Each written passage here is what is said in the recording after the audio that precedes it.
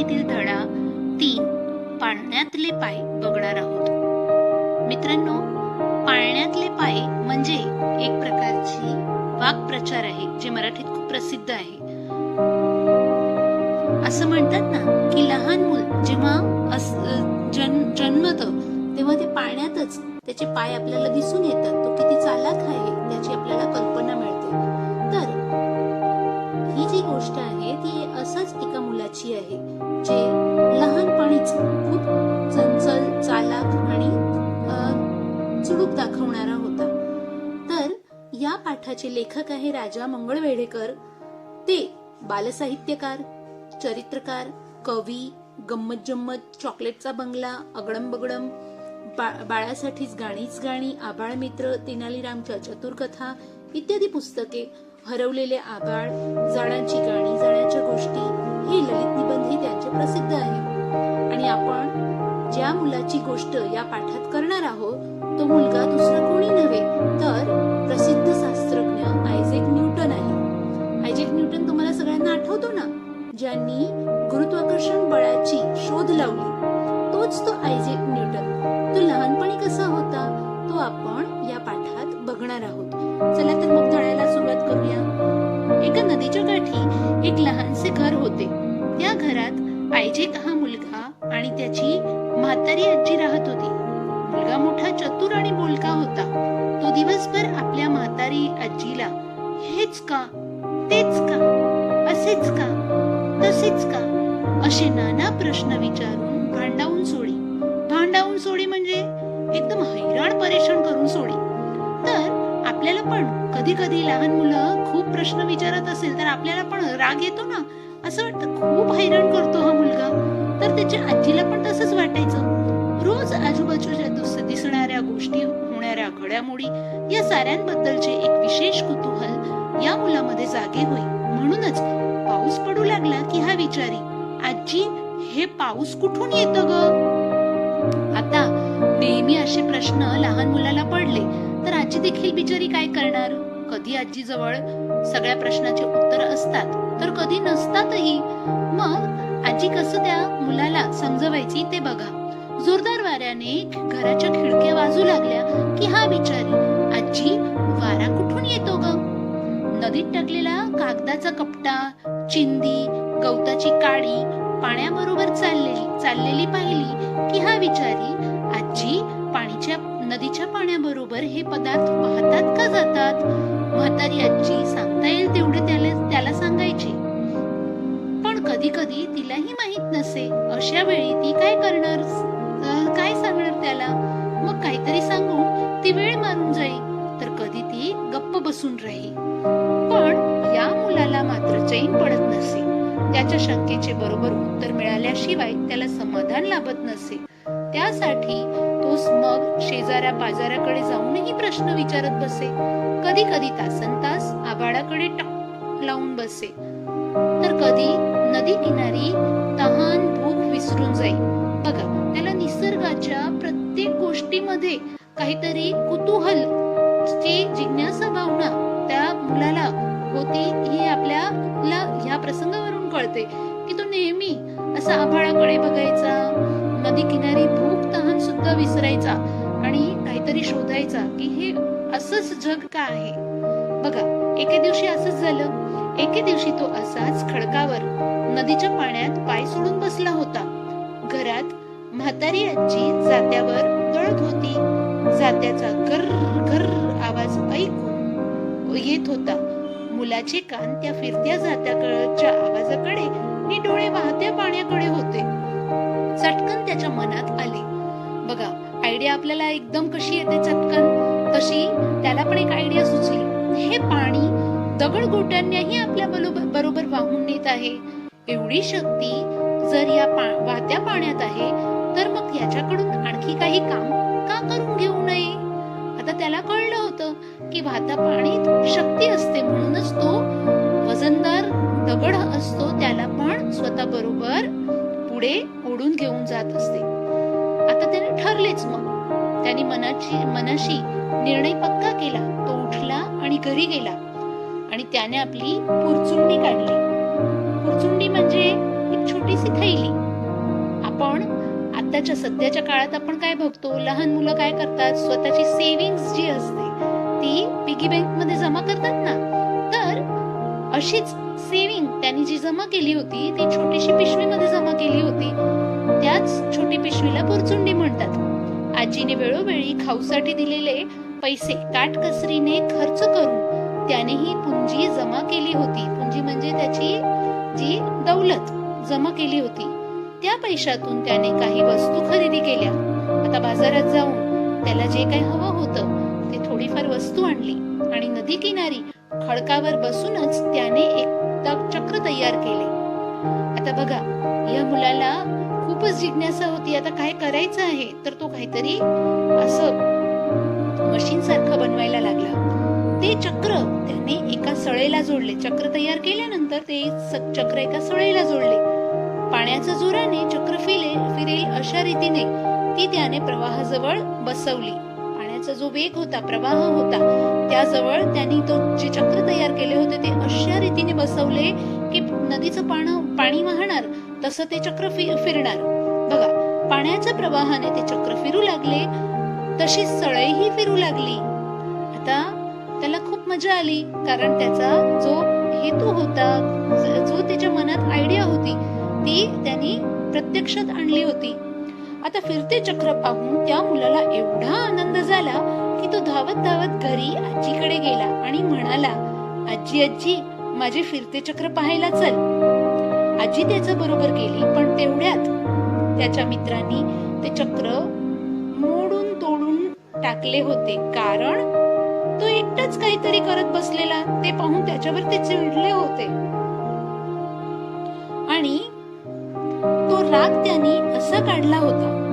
बघा, आपले मित्र पण बघा असेच असतात ना, की आपण त्याला बरोबर नाही घेतलं, रोज आपण त्याच्याशी बोलत असेल आणि एक दिवस नाही बोललो तर त्याला पण राग येतो. तर आयझॅक न्यूटनचे पण मित्र तसेच होते. त्यांनी ते चक्र तोडून टाकलं होतं. तिथे काहीच नाही हे पाहून आजीलाही मुलाचा राग आला. आता आजीला कामातून उठवून तो मुलगा घेऊन गेला आणि जेव्हा तिकडे जातो नदीच्या काठी तेव्हा काहीच नव्हतं. आता साहजिकच आजीला राग येणार ना. असे त्याचे असले तऱ्हेवाईक बोलणे नि वागणे तिला ही पसंत नव्हते. तऱ्हेवाईक म्हणजे विचित्र बोलणे वागणे त्यालाही पसंत नव्हते, कारण तो नेहमी आजीला सतवून सोडी की आजी हेच का झालं, हेच कसं काय. तर त्याला कधी कधी या गोष्टीचा कंटाळा यायचा. शेवटी मुलाने नीट शिकावे सवरावे म्हणून तिने त्याला दुसऱ्या एका गावच्या शाळेत ठेवले. तिकडे काय झाले, आता न्यूटनला आजीने दुसऱ्या शाळेत पाठवले. आता एकदा काय झाले, वर्गात गुरुजी धडा समजावून देत होते, पण या मुलगा मात्र खिडकीतून बाहेर बघण्यात दंग झाला होता. त्याचे गुरुजीकडे काही लक्ष नव्हते. हे पाहून गुरुजींना राग आला. त्यांनी रागानेच विचारले, बाहेर काय बघतोस? मुलाने उत्तर दिले, गुरुजी ते पहा, ढग कसे धावतायत, आभाळात हवेत केवढी शक्ती आहे की नाही. पहा पहा, ढगांनी कशी पळवत नेत आहे ती. हवेत जर एवढी शक्ती आहे तर तिचा उपयोग का नाही करून घेतला जात. बघा, लहानपणी न्यूटनला किती सुचायचं की या ढगात किती हवेमध्ये शक्ती आहे, पाण्यामध्ये शक्ती आहे. आपल्याला कधी असे प्रश्न पडतात का लहान वयात?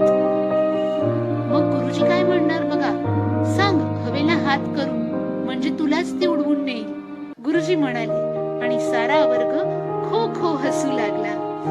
आता गुरुजींनी अशा न्यूटनच्या बोलण्याला जरा रागावून उत्तर दिले की तूच सांग हवेला, तुला पण उडवून नेऊन जाणार. आणि मुलांना पण वर्गात काही जोक झाला तर मुलांना सगळ्यांना मजा येते आणि सगळेच हसायला लागले. पण त्या मुलांनी आपला छंद काही सोडला नाही. त्याचे विचारचक्र फिरतच राहिले. त्याच वेळी गावाबाहेरच्या डोंगराजवळ एक प्रचंड पवनचक्की बसवण्यात येणार आहे असे त्याला कळले. ही बातमी कळताच हा मुलगा ताबडतोब तिकडे गेला. पवनचक्की मुलांना तुम्ही पण बघितली असेल. पवनचक्की डोंगरावर वगैरे जिकडे हवा एकदम मुक्तपणे येऊ जाऊ शकत असेल त्या ठिकाणी बसवली जाते. आणि आपल्याला सगळ्यांना माहित आहे पवनचक्की मधूनही हवेमधूनही एका प्रकारची ऊर्जा निर्माण करण्यात येते.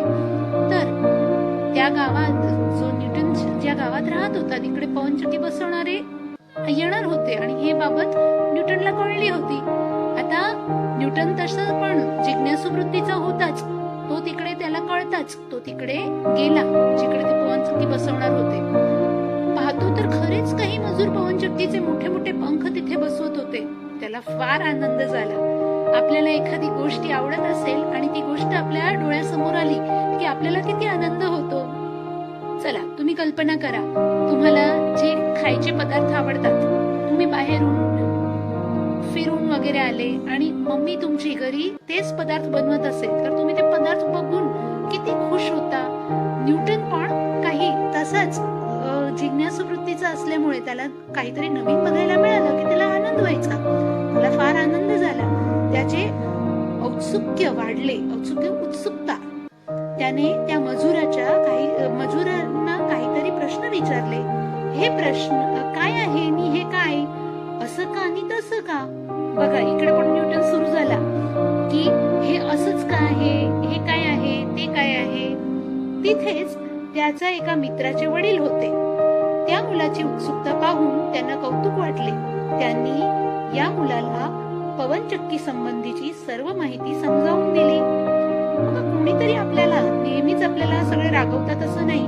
कोणीतरी आपल्याला असं पण मिळतं व्यक्ती की जे आपली उत्सुकता, जे चांगले प्रश्नोत्तर देऊन आपली उत्सुकता कमी करायची, संतोषायची आपल्याला मदत करतो. आणि तसेच न्यूटनच्या मित्राचे वडील होते ते तिकडे होते आणि त्यांनी न्यूटनची ही उत्सुकता कमी करण्याचा प्रयत्न केला. या मुलाला सगळी माहिती दिली. ही माहिती मिळताच त्याला वाटू लागले की ही मोठी पवनचक्की तयार होण्याच्या आत आपण एक लहान पवनचक्की तयार करावी. आता जे नॉलेज त्याला मिळालं होतं त्या नॉलेजला ऍप्लिकेशन देणं. तुम्हालाही कधी काही आवडलं तर ती गोष्टी तुम्ही घरी येऊन करण्याचा प्रयत्न करता ना. तर न्यूटनला पण तसंच वाटलं की आपण एक लहान पवनचक्की तयार करावी. माझी पवनचक्की कशी ती मोठी पवनचक्की तयार होण्याच्या आधी तयार होणार. मग मनात येताच स्वारी त्याच कामाला लागली. स्वारी म्हणजे प्रत्यक्ष न्यूटन. म्हणजे जसं मनात आयडिया आली न्यूटन कामाला लागला. आवश्यक वस्तू जमवल्या व बराच खटाटोपानंतर म्हणजे खूपच प्रयत्न करून त्याने ती पवनचक्की तयार केली. मोठी पवनचक्की तयार होण्याच्या आत त्याची छोटी पवनचक्की फिरायलाही लागली. मोठी पवनचक्की तयार होण्याच्या आत त्याची छोटी पवनचक्की फिरायलाही लागली. त्या मुलाचे हे कर्तृत्व पाहून लोकांनीही त्याची तारीफ केली, त्याला शाबासकी दिली.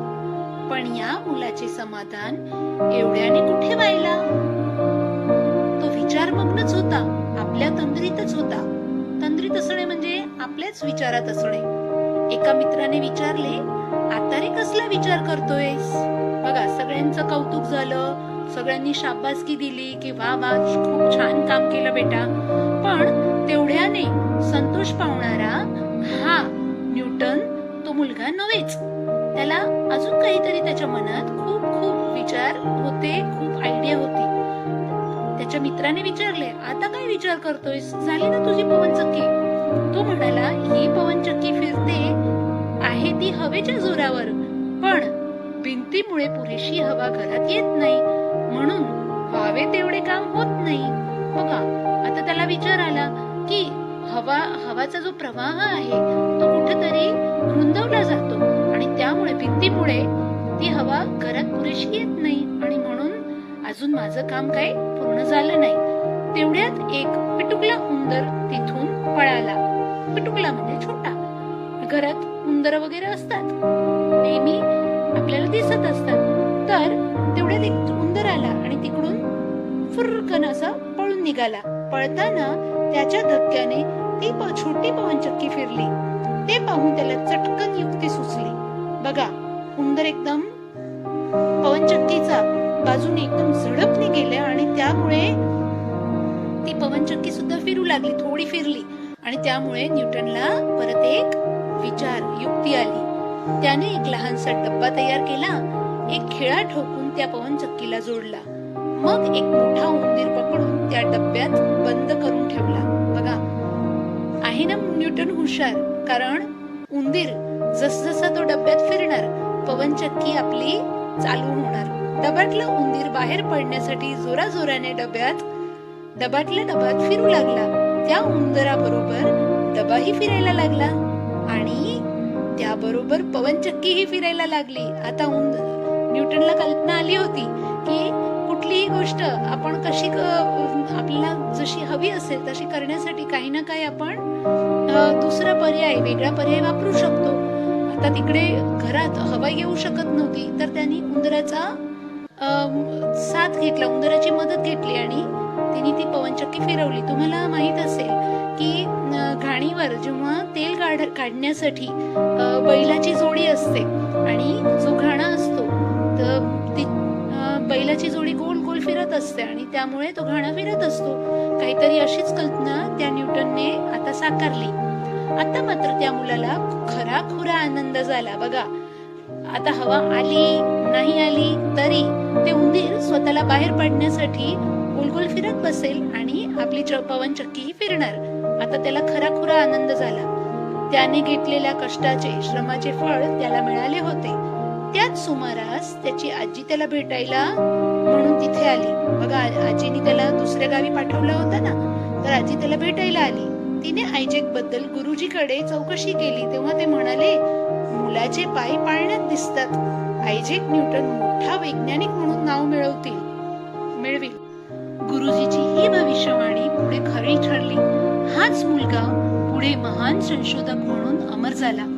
त्यानेच झाडावरून खाली पडणारे फळ पाहून पृथ्वीच्या गुरुत्वाकर्षण शक्तीचा शोध लावला. आधुनिक विज्ञानाला न्यूटनची ही मोठी देणगी दिली. आणि तसंच आपला हा धडा पण इकडे संपूर्ण झाला, समाप्त झाला. पण आपल्याला या धड्यामुळे काय शिकायला मिळाले की लहानपणापासून जी व्यक्ती खूप चाळाक्ष असते, चुणचुणीत असते, ती मोठेपणी काही ना काही चांगले नाव कमवते. मग मुलांनो, आजपासून तुम्ही पण असेच विचारायला लागा, असेच काम करा, जिज्ञासू वृत्ती वाढवा आणि काहीतरी नवीन करण्याचं स्वप्न नेहमी उराशी बाळगा.